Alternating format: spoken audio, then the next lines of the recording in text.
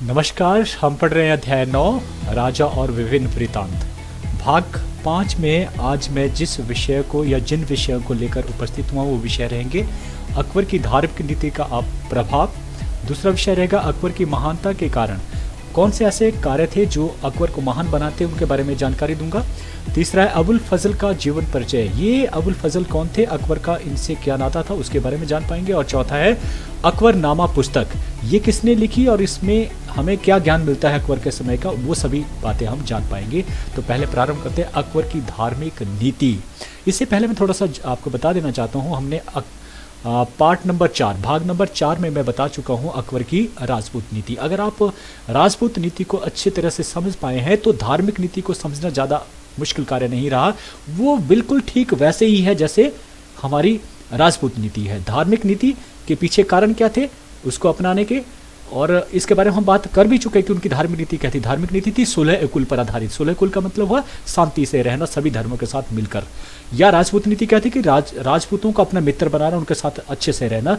तो कहीं ना कहीं दोनों का रिलेशन एक ही तरह का, इसके पीछे कारण क्या था वो भी एक ही है। तो जान पाएंगे अकबर की जो धार्मिक नीति है उसके बारे में हम कहाँ से पता लगता है। अबुल फजल, फैजी, बंदायू और विदेशी वृत्तांत। तो याद रखने वाला बात है अबुल फजल, फैजी, बंदायू जो उस समय के उनके दरबार के जो है वो इतिहासकार थे, उनके और विदेशी से भी कुछ जो है लोग उस समय जो घूमने के लिए आए थे उनके वृत्तांतों से जानकारी जो है वो मिलती है। वहीं से हमें ये सारी जानकारी मिलती है, ठीक उसी प्रकार जिस प्रकार से राजपूत नीति की।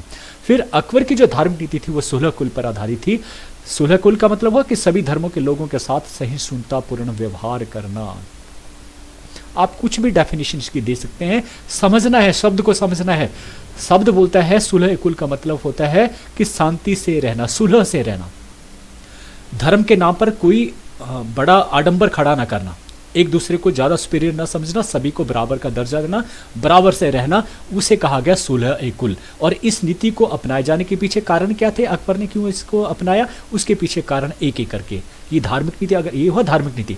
अगर आप पढ़ रहे राजपूत नीति, तो राजपूत नीति क्या थी कि राजपूतों के साथ मित्रता अपनाना। उसके पीछे कारण क्या था, उनमें से पूछा जाए तो कारण ये भी हो सकता है विरासत का प्रभाव। विरासत को होता है कि अपने माता पिता का उसके ऊपर प्रभाव था। कैसे, बाबर, हुमायूं, अगर बात करें बाबर की, ये कट्टर या सुन्नी मुसलमान होते हुए भी जो है वो उदार स्वभाव के थे। मतलब कहीं ना कहीं वो हिंदू की तरह उनका जो है वो स्वभाव था। देखिए इस्लाम की बात करें तो वहाँ पर दो तरह की, अगर जाति कहूँ मैं तो जाति कहूँगा, दो तरह की जातियाँ हैं। एक है जो सुन्नी बोलते हैं अपने आप को, दूसरे जो है वो कहते हैं शिया। जो सुन्नी है वो बहुत कट्टर होते हैं, उनका लालन पालन जो है वो ऐसे हालात में किया जाता है कि वो वैसे ही, देखिए बचपन का जो है जैसे आपका लालन पालन होता है उसका इम्पैक्ट बड़ा भारी पड़ता है।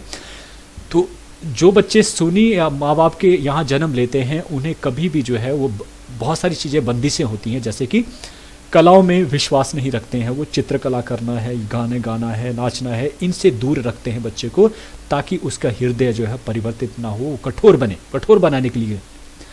और मैं मानता हूं कि जो बच्चा संगीत की तरफ जो रुचि रखता है वो कभी भी किसी का गला नहीं काट सकता है। तो इस प्रकार से जो सुन्नी होते हैं वो उनका स्वभाव ऐसा ही होता है, क्योंकि उनको सिखाया जाता है कि दूसरे धर्म के लोगों को मार कर जो है आप अगर कोई कार्य करते हैं तो वो उसमें खुदा भी आपके शामिल होते हैं। और जबकि मैं ऐसी चीज़ नहीं मानता हूँ, जो दूसरे धर्मों को गला काट कर जो है आप अपने आप को सही ठहराते हैं तो वो अच्छी बात नहीं है।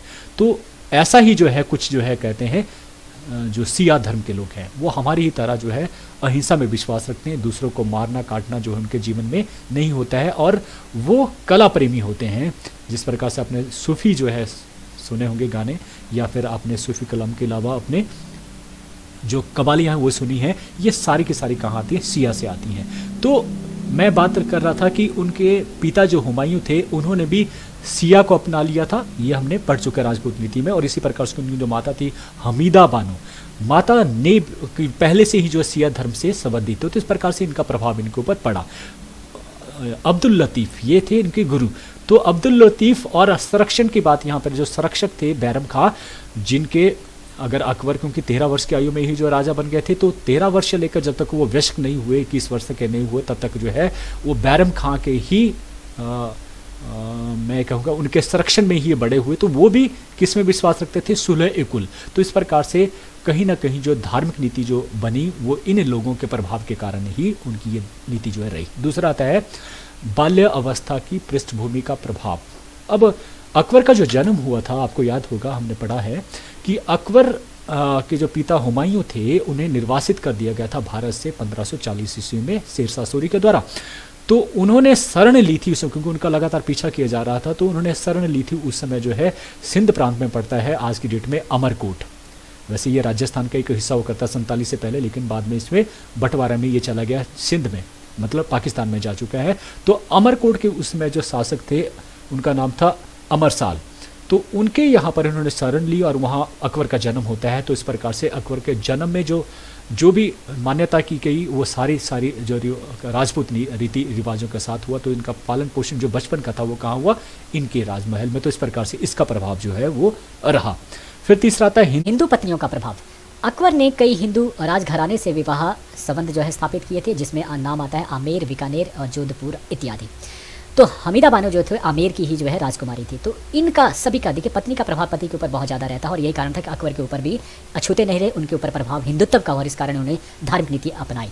चौथा था अबुल फजल और फैजी का प्रभाव, कि उनके दरबार के जो कवि थे जिनको जो राजकीय संरक्षण प्राप्त था, उन्होंने जो कुछ लिखा वो अकबर ने एक्सेप्ट किया, उनको स्वीकार किया। अबुल फजल ने कहा कि भाई आप इस जो पूरा जो आपका साम्राज्य है उसके आप पितामह हैं, पिता समान है, तो इसलिए आपको प्रजा के साथ एक पुत्र की तरह ही जो है पेश आना चाहिए। तो उन्होंने एक्सेप्ट किया। तो इस प्रकार से जो राजा अगर अपनी प्रजा को पुत्र मानने लगता है तो कहीं ना कहीं वो एक धार्मिक व्यक्ति था। तो इस प्रकार से जो है हमें कह सकते हैं कि कहीं ना कहीं इनका जो प्रभाव था, इनके विचारों का, वो भी उनको अच्छी धार्मिक नीति के तरफ या जो सुलह कुल की नीति की तरफ जो आकर्षित करने में सफल रही।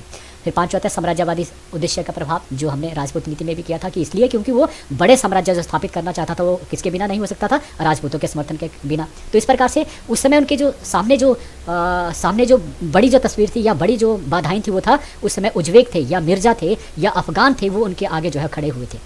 तो जो इनके विद्रोह को कुचलना ये इनके बस की बात नहीं थी अकेले, इसलिए इन्होंने क्या किया, हिंदुओं का साथ लिया अपने धार्मिक नीति के कारण, और इस प्रकार से राजपूतों का सहयोग मिला। और यही कारण था कि साम्राज्यवादी नीति उद्देश्य के कारण भी उन्होंने अपनी धार्मिक नीति में जो परिवर्तन करना पड़ा, इस प्रकार से उन्होंने सुलह कुल को अपनाया। अब आता है इस नीति का प्रभाव, इनके जीवन में इसका क्या प्रभाव पड़ा। पहले आता राजपूतों का समर्थन मिला इनको, नीति बदली इन्होंने, धार्मिक नीति सुलह कुल अपनाई, और इस प्रकार से राजपूतों को अपना मित्र बना लिया, और इस प्रकार से उन्होंने अपने साम्राज्य का विस्तार किया। दूसरा दीन ए इलाही, देखिए इसका एक और जो है वो बड़ा अर्थ निकला या बड़ा कामयाबी भी हासिल हुई उस समय इनको, कि उन्होंने एक धर्म जो ईजाद किया, नया धर्म जो सभी के लिए जो है वो बराबर था। हम कहें कि उन्होंने अपने जो अच्छी बातें सभी धर्मों से ली, चाहे वो हिंदू धर्म था, चाहे जैन धर्म था, चाहे वो सिख धर्म था, सभी धर्मों से उन्होंने जो अच्छी बातें थी उनको लिया, और उसे अपने धर्म जिसका नाम उन्होंने दिया दीन ए इलाही धर्म, इस प्रकार से ये स्थापना भी की। अपनी धार्मिक नीति के कारण ही ये संभव हो पाया। तीसरा है धार्मिक नीति, जो हमें कह सकते हैं कि अच्छी धार्मिक नीति, सामाजिक सुधार हेतु उन्हें प्रेरित किया गया, क्योंकि जब उन्होंने धार्मिक नीति को अपनाया, सुलह कुल को अपनाया, तो इससे क्या किया, उन्होंने सभी धर्मों के लोगों को अपना जो है वो अपना ही लोग समझा। तो इस प्रकार से उनके जो गलत भावना थी या गलत उसके समाज में जो संकीर्ण विचारधारा थी या जो कार्य थे, जैसे सती प्रथा हिंदुत्व में था, बाल विवाह था, इनको उन्होंने दूर करने का प्रयास किया। ठीक है, तो ये भी कार्य जो है धार्मिक नीति के अपनाने का कारण हुआ। संवित संस्कृति, ऐसी संस्कृति जिसमें सभी धर्मों के लोग जो मिलजुल कर रहते हो, ऐसी संस्कृति का प्रारंभिक इसके द्वारा हुआ, धार्मिक नीति के कारण ही इसका जो है वो परिणाम निकल पाया। तभी संभव हो कि जो लगभग कई सदियों से आपस में लड़ रहे थे हिंदू और मुसलमान, वो आपस में कैसे रहने लगे, मिलजुल कर रहने लगे। तो इस प्रकार संवित संस्कृति का जो उद्गम हुआ, ये भी इस धार्मिक नीति के कारण हुआ। पांचवा है इबादत खाना। देखिए इबादत खाना ये अपने आप में बहुत बड़ी बात है। आप इस नज़र से देखिए कि इस्लाम धर्म और हिंदू धर्म बिल्कुल विपरीत हैं दोनों धर्म, और आज की डेट देखिए हिंदू और पाकिस्तान को देखिए एक दूसरे को सुहाते नहीं हैं। तो आप सोचिए उस समय भी अगर सल्तनत के पीरियड से पहले देखें, लगभग जो है 200 साल से ही ये संघर्ष जो चल रहा था हिंदू और मुसलमानों के बीच में। तो ये चीज़ें भूल जाना, धर्म से हट के बातों को भूल जाना, और वो भी शासक के द्वारा, शासक कौन है, वो है हिंदू नहीं है, वो मुसलमान है। तो उन्होंने एक ऐसे इबादत खाने की जो है वो स्थापना करी जो शायद वो नहीं चाहते तो नहीं करनी थी। क्या ज़रूरत है, मैं मुसलमान हूँ तो मैं मुसलमान धर्म को ही फैलाऊंगा। जैसे उनके सरिया में कहा जाता है कि आप अपने धर्म के अनुसार ही बात करेंगे और जो विपरीत धर्म के उनके आप गला काटेंगे, तो ऐसा तो उन्होंने नहीं किया। उन्होंने क्या किया, इबादत खाना। और इबादत खाने का तब आप इंपॉर्टेंस जाहिर करेंगे कि 1853 ईस्वी में 318 वर्ष के पश्चात जो है अमेरिका में जो है शिकागो सम्मेलन हुआ था। शिकागो नामक जगह में एक विश्व धर्म सम्मेलन हुआ था, जिसमें विश्व के जितने बड़े धर्म थे उनके अनुयायियों को बुलाया गया था, जिसमें भारतवर्ष का प्रतिनिधित्व किसने किया था, स्वामी विवेकानंद ने किया था। और वो भारत दर्शन से लोग इतने प्रेरित हुए थे कि उनको कई दिन लग गए वहाँ से भारतवर्ष लौटने में। उनका हर दिन जो है वो एक भाषण होता था, लोग उनके हज़ारों में जो है वो क्या बन गए, शिष्य बन गए। तो ये भारत जो दर्शन है ना, यहाँ पर विभिन्न धर्मों के लोग रहने के कारण ये दर्शन बना है। तो ये हम कहते हैं कि अकबर ने इसकी जो प्रारंभ था वो 318 पहले ही कर दिया था, इबादत खाना, जिसमें क्या करता था वो सभी धर्मों के लोगों को बुलाता था और वो उनसे अच्छी बातें जो है वो सीखता था, और इस प्रकार से उसने दीन इलाही धर्म भी ईजाद किया। तो ये पढ़ा धार्मिक नीति का उसके ऊपर जीवन का प्रभाव, और यही चीज़ उसको महान बनाती है। और यही विषय अगला हमारा है, अकबर की महानता के कारण। अकबर की जो गणना है वो विश्व के महान शासकों में की जाती है। उसने 1556 से लेकर 1605 ईस्वी तक जो है शासन किया, और उसकी महानता किन कारणों से है उसकी अगर लिखित जो है आगे जो है वो बात करते हैं, क्यों उसे महान कहा जाता है। पहला, एक विशाल साम्राज्य की स्थापना। विशाल साम्राज्य, देखिए उन्हें अगर हम हुमायूं की बात करें, हुमायूं की मौत हो जाती है 1530 ईस्वी में अकस्मात, और उसके पश्चात जो है बंगाल के जो शासक थे जिनका नाम था आदिल शाह, उन्होंने हेमू को भेजा और इस प्रकार से दिल्ली और आगरा जो है छीन लिया गया। जो बड़े जो साम्राज्य था वो खत्म हो गया था। अकबर के पास कुछ भी नहीं था पंजाब का कालानौर के अलावा। ठीक है जी। तो अब इतने बड़े साम्राज्य के ऊपर विस्तार करना, देखिए कहाँ था उनका साम्राज्य। जब उनकी मौत हुई तो उनका जो साम्राज्य था वो पूर्व में बंगाल से लेकर उत्तर पश्चिम की तरफ जाएं तो यहाँ पर हिंदू कुश पर्वत आता है, वहाँ तक फैला हुआ था। अगर उत्तर में बात करें तो यहाँ पर पड़ता है क्या, नेपाल को छोड़कर यहाँ पड़ता है हिमालय पर्वत, और हिमालय पर्वत से नीचे जो है ये जो डार्क वाला हिस्सा है, तो यहाँ तक उन्हें जो है अगर बात करें ये गोदावरी वाला जो है एरिया जो है। लेकिन कुछ एक प्रदेश ऐसे भी थे जिनके ऊपर उसने अधिकार नहीं किया, बल्कि वो दूसरों को दे दिया उन्होंने। किसके लिए? ताकि वहाँ से खीराज हासिल करते दक्षिण की तरफ। जैसे औरंगजेब ने क्या किया कि इन जगहों को भी जीत लिया, अपने साम्राज्य में ला लिया। इसने जीता और उन्हें अपने साम्राज्य में नहीं मिला, तो कृष्णा नदी तक इनका जो साम्राज्य जो फैला हुआ था, ये देखा जाए तो इस प्रकार से इतने बड़े साम्राज्य स्थापित करना जिसके पास कुछ भी नहीं था, तो ये अपने आप में महान बनाती है ना, तो इसलिए उनको महान कहा जाता है। दूसरा, एक कुशल शासन प्रबंध की स्थापना। देखिए इससे भी बड़ा साम्राज्य जो है वो औरंगजेब ने स्थापित किया था, अकबर से भी ज़्यादा, लेकिन उसके पास जो है एक कुशल शासन प्रबंध नहीं था। ये अकबर ने ही दिया अपने लोगों को। बड़ा साम्राज्य हो सकता है, बड़ा देश हो सकता है, लेकिन वहाँ पर लोग क्या सुखी हैं, क्या लोग अच्छा जीवन व्यतीत कर रहे हैं, ये बड़ा इंपॉर्टेंट है। तो अकबर ने ये चीज़ दी, कैसे दिए? ईमानदार अधिकारी को नियुक्त करके, और उसमें धर्म नहीं देखा। देखिए धर्म उनके ये कभी आड़े नहीं आया। उनके अगर उनके बड़े पदों में देखें, जो बड़े बड़े मनसब के ऊपर थे, 7000 से भी ऊपर मनसब के थे, उनमें हिंदू भी बराबर के थे। और ये तब जब इस्लाम में हिंदुओं को काफिर कहा जाता हो, तो सोचिए आप उनको उस समय भी अपने धर्म के प्रति कितनी जो है वो जिल्लत सहना पड़ी होगी लोगों की तरफ से, लेकिन फिर भी उन्हें बादशाह रहते जो है इन चीज़ों का कभी ख्याल नहीं किया। उन्होंने सरिया को कभी भी लेकर नहीं आए। वो सरिया क्या हुआ कि जिन नियमों के आधार पर आप शासन चलाते हैं, और उसे लिखा गया था किसके द्वारा?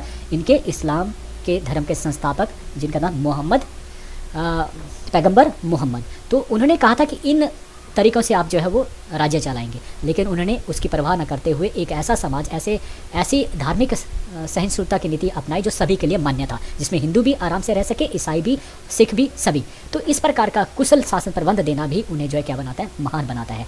तीसरा था धार्मिक सहनशीलता की नीति अपनाना, जिसकी बात हम पीछे कर चुके हैं कि उन्होंने बहुत सारे ऐसे कार्य किए जिससे वो लगता है कि उनका धर्म उनके सर के ऊपर नहीं चढ़ा हुआ था। जैसे कि आज की परिस्थितियाँ देखेंगे आप, हर जगह अगर आप देखेंगे कोई भी आपस में किसी भी चीज़ को लेकर लड़ रहा है तो धर्म सीधे ही बीच में आ जाता है। राजनीति में धर्म इतना ज़्यादा आ गया है कि हम हर चीज़ को जो है वो धर्म के से ही देखते हैं, तोलते हैं, जो गलत है।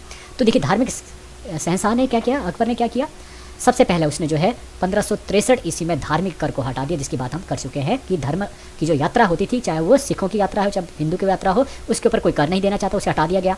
64 में जजिया कर हटा दिया गया। जजिया कर क्या था कि गैर जितने भी मुस्लिम थे, मुसलमान धर्म के अलावा जितने भी दूसरे धर्म के लोग थे, उन्हें ये कर देना पड़ता था, क्योंकि इनकी रक्षा के लिए रक्षा कौन कर रहा है? अकबर। अकबर किस धर्म से है?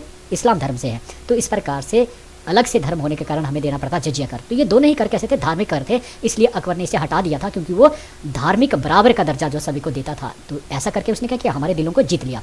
तो सती प्रथा पर भी उसने प्रतिबंध लगाया, लेकिन कैसे? इच्छा के अनुसार, कि जो सती देना चाहती है खुद इच्छा से, तो वो तो ठीक है, लेकिन जो इच्छा से नहीं और जो लोग जबरदस्ती उसको जो धकेल देते थे, जला देते थे जिंदा, उनके साथ उसने क्या किया? प्रतिबंध लगा दिया। तो ये भी अच्छा कार्य था।